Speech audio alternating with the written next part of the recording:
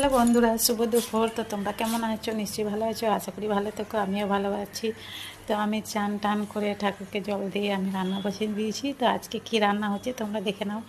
তো এই যে ভাত হচ্ছে, ভাত বসিয়ে দিয়েছি। তো ভাত তোমার ফুটতে লেগেছে, আর এই যে তেল দিয়ে দিয়েছি কড়াইয়ে।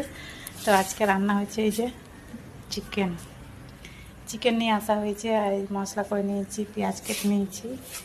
তো তেলটাও গরমে এসছে।